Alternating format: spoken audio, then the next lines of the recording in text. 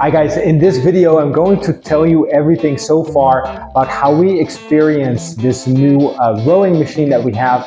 This is the Domyos, if I pronounce correctly, 500 from Decathlon. In this video we're going to talk about what comes with it when you buy it, what's the unboxing experience like, how long did it take me to put it together, and can you put it together easily yourself?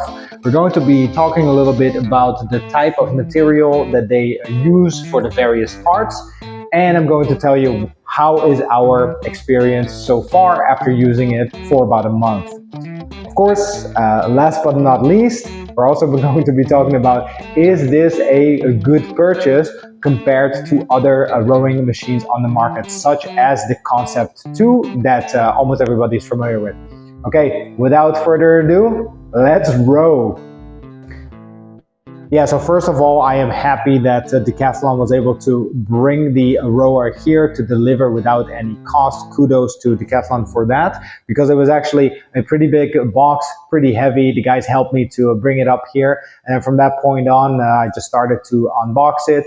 Now, it basically comes in two different parts. So you have the flywheel. This is all already kind of in place, and then as a separate part, you have the screen that you have to attach yourself, and then the seating area you have to attach yourself. But it's quite easy to do that for somebody who is in any way kind of technical. You can probably get it done in 15 minutes or so. I got it done in 30 minutes, and I am not technical at all. So a very good experience on the unboxing, and I put it together. I felt pretty achieved after getting it done. Yeah, so let's take a look at some of the materials that they have chosen for the rower. So let's start with the seat. The seat is good. It's wide enough. Sometimes you have seats that are a little bit too tight, but it has enough space. It's a little bit hard, but I actually like that. I got used to it very quickly. Then the actual rails made out of aluminum. It's very light. But yeah, as you can see, the actual gliding, very smooth, no friction or anything like that. Then we have the footholds. This is the first thing where I have some feedback. I would have liked it if this was able to actually move a little bit, but there's no movement possible. And you cannot change the setting. So if you have really small feet, you might end up with the strap only covering the toes, which yeah, can make it a little bit tiring for the feet or for the ankles. So that's one of the things that I'm not a really big fan of. The handle, good shape, and it's nice and wide as well. So it doesn't feel cramped when you hold it, and it's coated with a little rubber layer, a good grip, very comfortable. So I'm very happy with that. The actual attachment here is a strap and not a chain. If you're used to something like a Concept rower, then you'll know that usually that is done with a chain. The benefit of this is it's really, really quiet. So you'll hear that when I give the demo.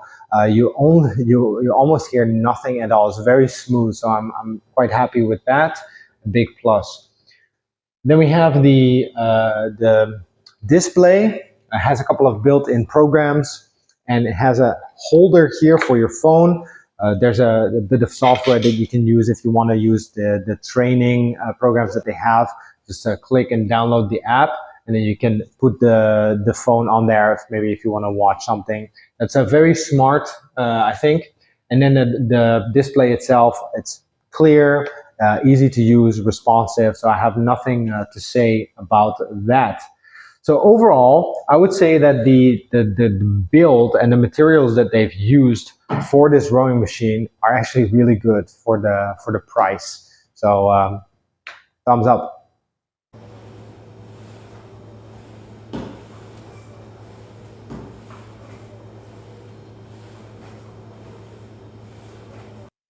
Yeah, so along with that, it kind of brings us to maybe the most important question. Is this a good purchase? Is it value for money? And how does it compare to, for example, the sort of benchmark rower that everybody knows, the Concept 2? So let's put it in perspective for a moment. Concept 2 rower will probably set you back between $900 and $1,200, I would say, for one rower.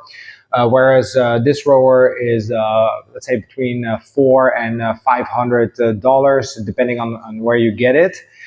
And I think for a starting rower, if you are buying this for yourself, you're buying it for your home gym, you're buying it maybe for even in the office, this is a really good purchase. And I think that this is just going to cover all of the bases that you need. It's comfortable. Training programs are built in. It's smooth. It's easy to assemble. It doesn't take much storage. This is just a really good starting rower. Now, if you are, I don't know, running a CrossFit gym or a commercial gym, you have people doing hours and hours and hours every day, that might be better to go for a commercial grade rower, such as the Concept 2. Now, we've been using this for about a month now, and we've been using it on a daily basis. And I have to say, so far, everything has been completely smooth, no issues at all. I really enjoy rowing on it. I think it was a great purchase for us. It comes with, I believe, a 2-year warranty or something.